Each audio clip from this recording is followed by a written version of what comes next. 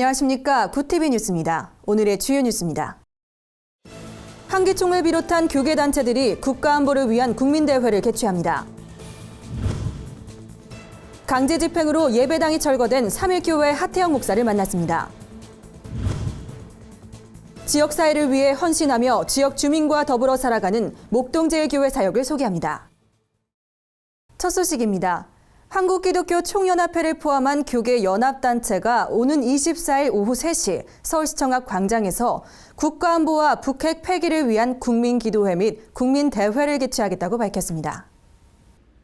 한국기독교 총연합회와 한국교회연합, 한국장로교총연합회, 기독교 대한감리회는 12일 기자회견을 통해 이같이 밝히고 한국교회 모든 성도들이 참여해 줄 것을 호소했습니다.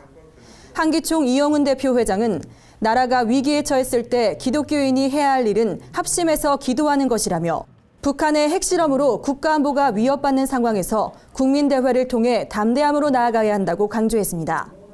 이번 대회는 한국교회뿐만 아니라 전 국민이 함께하는 운동으로 진행됩니다.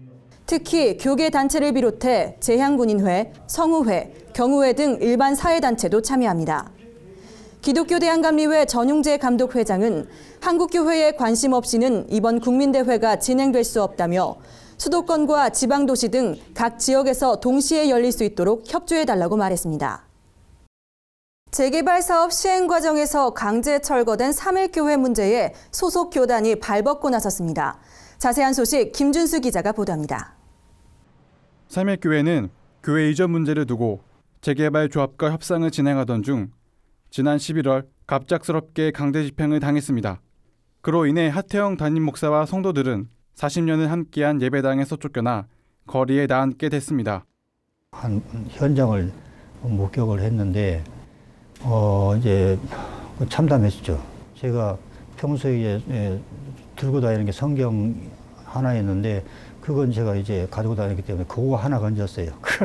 그게 오히려 천만 다행이고 감사하기 일되는 일이기도 하지요. 소속 교단인 한국기독교 장로회는 가능한 한 모든 방법을 동원해 3.1교회를 돕겠다고 밝혔습니다. 신앙 공동체들이 파괴되어 가는가 하는 하나의 전형적인 모습을 보고 있습니다. 또다시 이런 참극이 일어나지 않도록 정말 알려주시면 참 감사하겠습니다. 하태영 목사는 예배당 강제 철거로 참담한 심정을 토로하면서도 신앙적으로는 더 큰 은혜를 받았다며 하나님께 감사하다고 말했습니다.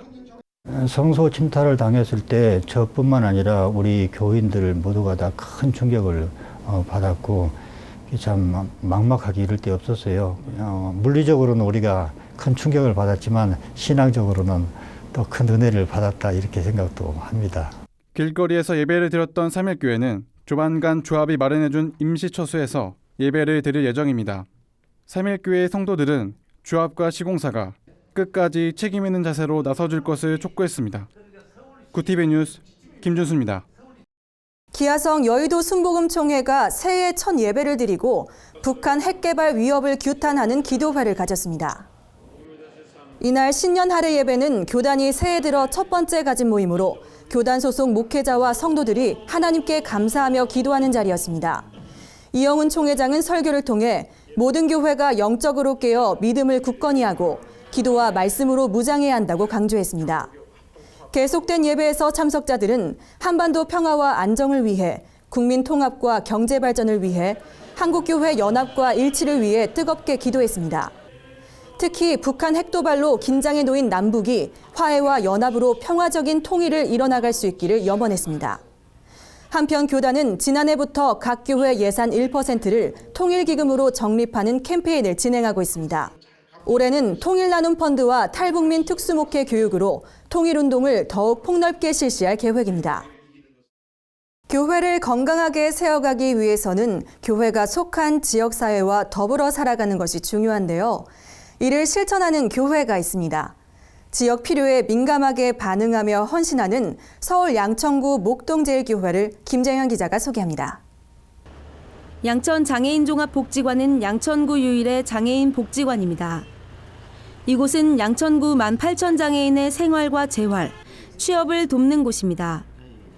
이곳의 특별한 점은 바로 인근에 위치한 목동제일교회가 위탁 운영한다는 점입니다. 지난해부터 복지관과 인연을 맺은 교회는 복지관의 재정과 자원봉사 인력, 시설 개선 등을 위한 지원에 적극 나서고 있습니다.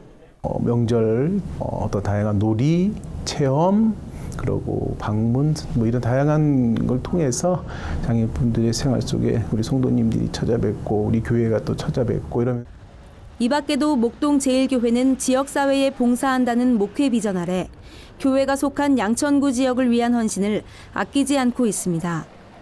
어려운 이웃에게 생계와 자활을 위한 자금을 지원하는 SOS 뱅크를 운영하고 차상위 계층을 위한 반찬 배달 사역도 펼치고 있습니다.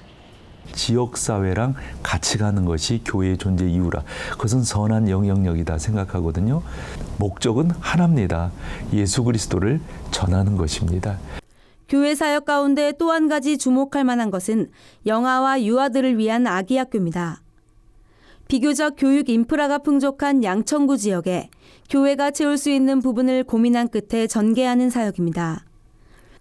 목동제일교회는 지역사회를 위한 헌신을 인정받아 2015년 기독교 윤리실천운동 좋은교회상을 수상했습니다.